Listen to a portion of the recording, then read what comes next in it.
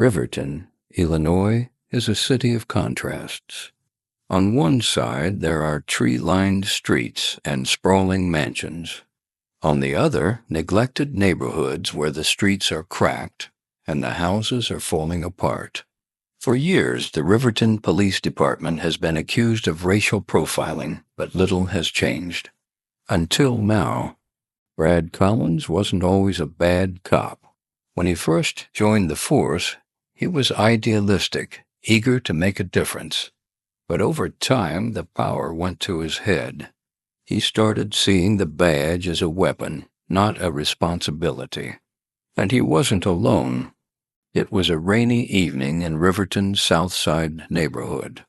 Marcus Johnson, a 22-year-old college student, was driving home from work when Brad pulled him over for a broken taillight. Marcus complied, handing over his license and registration. But Brad wasn't satisfied. Brad orders Marcus out of the car and begins searching it without consent.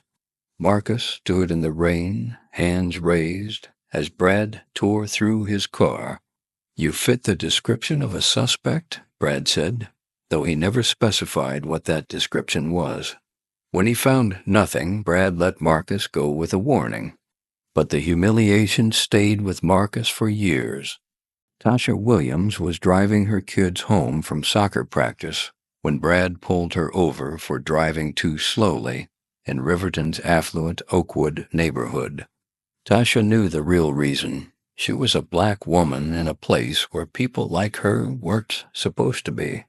Brad approaches the car aggressively. "You lost?"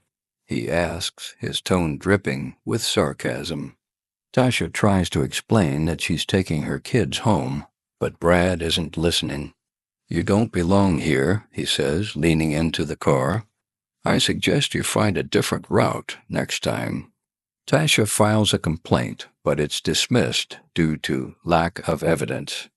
James Carter was driving his grandkids to the park when Brad pulled him over for suspicious behavior. James, a decorated veteran, knew his rights. But when he asked why he was being stopped, Brad became hostile. Brad orders James out of the car and handcuffs him in front of his grandchildren. "Stay quiet or this will get worse," Brad warns. After searching the car and finding nothing, Brad lets James go with no apology. James filed a complaint, but it was buried in paperwork. Brad walked away feeling untouchable.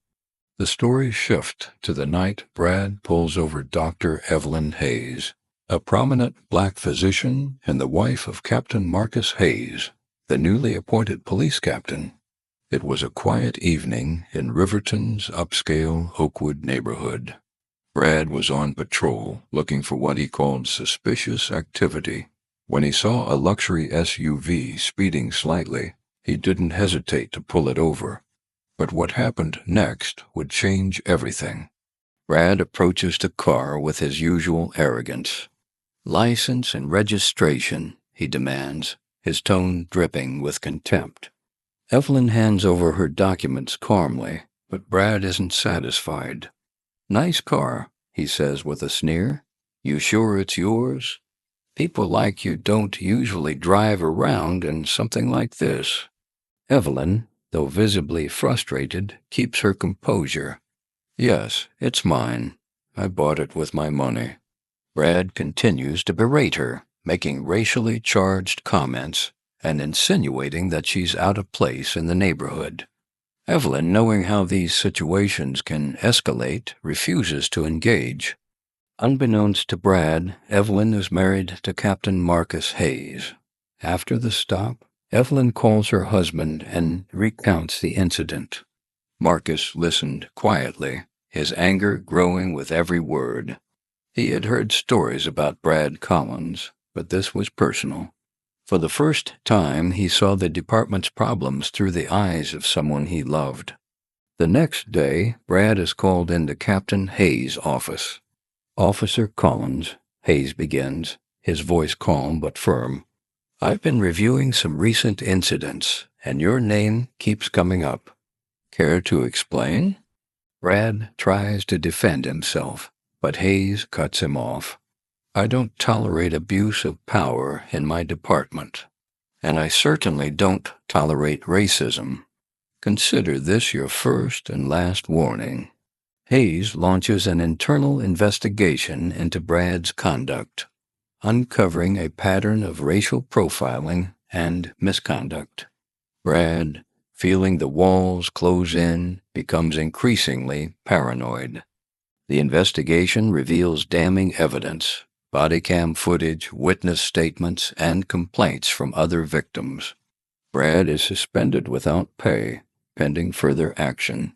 For the first time in his career, Brad Collins faced real consequences. But for the community, it was a long overdue victory. Brad, sitting alone in his apartment, staring at his badge on the table. The weight of his actions finally hit him, but it was too late. His career was in ruins, and the community he was supposed to serve had turned against him. Meanwhile, Captain Hayes and Evelyn stand together at a press conference, announcing new reforms to address racial bias within the department.